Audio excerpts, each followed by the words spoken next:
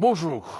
Aujourd'hui, une lecture en deux parties concernant un travail fait en ce qui concerne la thèse guéhardienne,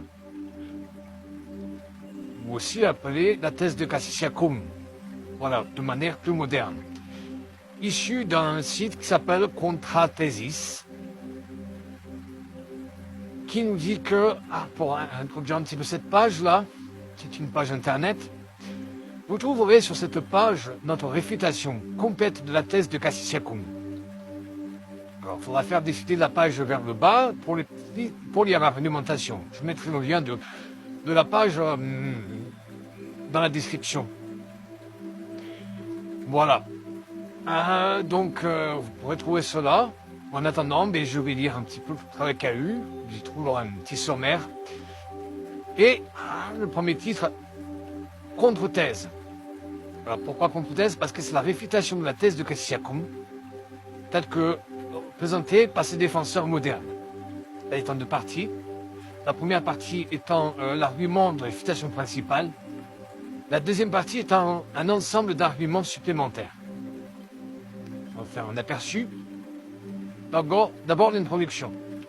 Tout d'abord, un bref message à tous ces détracteurs, apostats, hérétiques et schismatiques de la contre-église Novus Ordo, de la dite orthodoxe orientale, et sous les nombreux déguisements de protestants ou autres. Ceux-ci ne rompent pas le principe d'unité des catholiques, car, aussi grave que soit le désaccord, ils portent sur une conclusion et non sur une doctrine définie.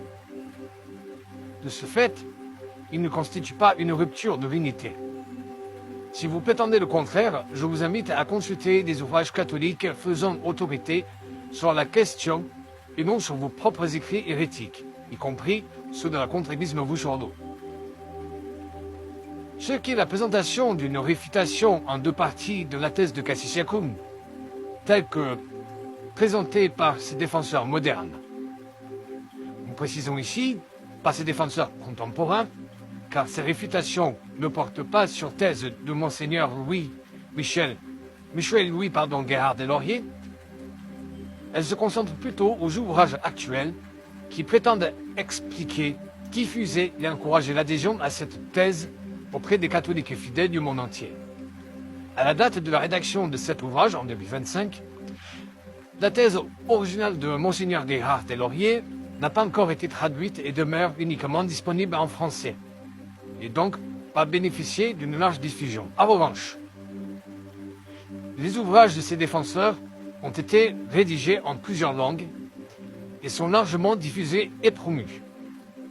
Par conséquent, nous ne cherchons pas non plus à soutenir et à encourager la thèse originale, nous considérons plutôt les choses ainsi.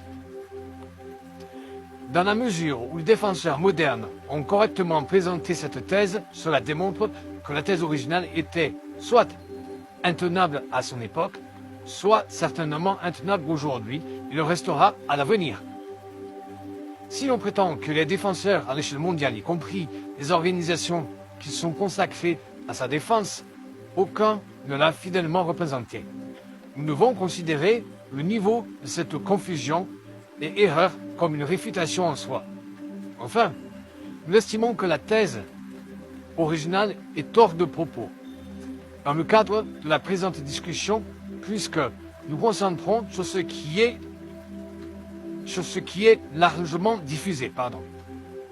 Par conséquent, chaque fois que nous faisons référence à la thèse de Cassius-Schacum, tout simplement appelée la thèse, nous y faisons référence dans le contexte de sa présentation et de sa promotion par ses défenseurs modernes, tout simplement appelés défenseurs de la thèse, à la suite de l'évêque Guérard des Lauriers. La première et la plus urgente question est bien sûr celle de la raison pour laquelle nous avons choisi de publier cette réfutation. La réponse est que résister à l'erreur est un devoir catholique, et plus l'erreur se répand et se propage, plus son rejet doit être public et énergique. Ces dernières années, la promotion de la thèse s'est intensifiée à travers le monde. Ces défenseurs le font avec une vigueur croissante. Les deux organisations les plus importantes en la matière sont le RCI, Roman Catholic Institute, dont le siège est aux États-Unis et qui opère à l'échelle mondiale, tenu par Monseigneur Sandban, et IMBC, l'Istituto Mater Bonheur Coincili, dont le siège est en Italie et qui opère principalement en Europe, avec Alberico Sa.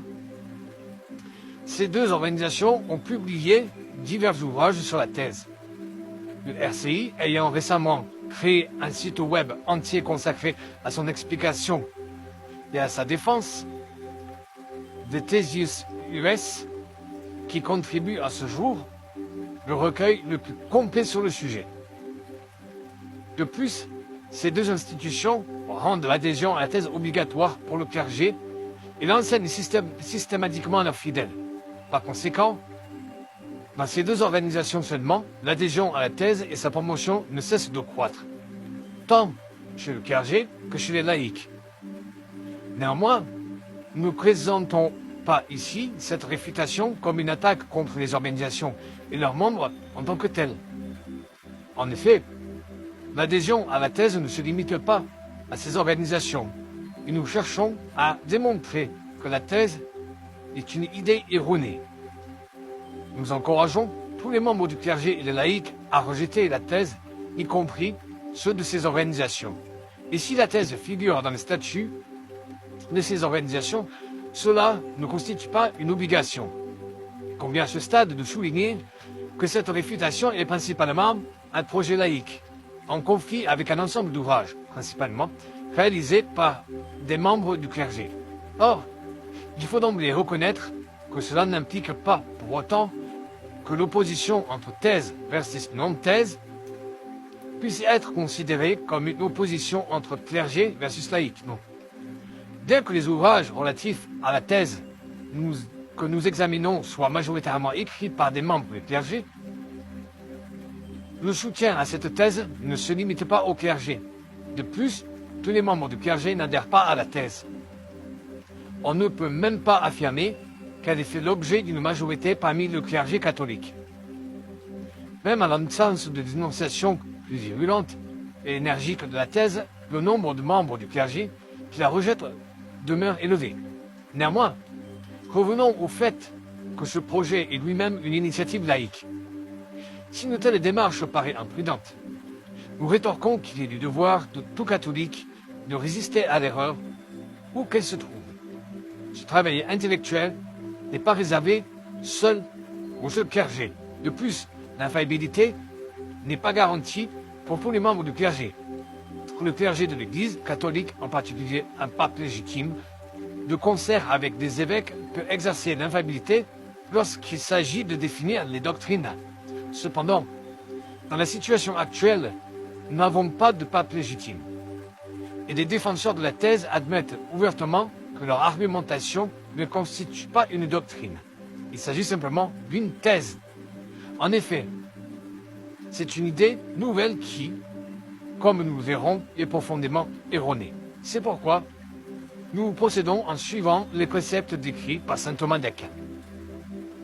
Il convient de noter que si la foi était menacée, un sujet devrait réprimander son prélat, même publiquement. C'est pourquoi Paul, sujet de Pierre, le réprimanda publiquement en raison du risque imminent de scandale concernant la foi, et comme le dit la glose d'Augustin sur Galates 2, 11, Pierre donna l'exemple aux supérieurs, afin que, s'ils venaient à s'égarer du droit chemin, ils ne dédaignent pas d'être repris par leur sujet. Bien que cet ouvrage soit rédigé en réponse à des travaux principalement écrits par des membres du clergé, ce dernier n'est pas notre seul public. Il s'adresse aussi bien aux membres du clergé qu'aux laïcs. Par conséquent, le langage employé est choisi en conséquence sans viser aucun individu ni membre du clergé en particulier.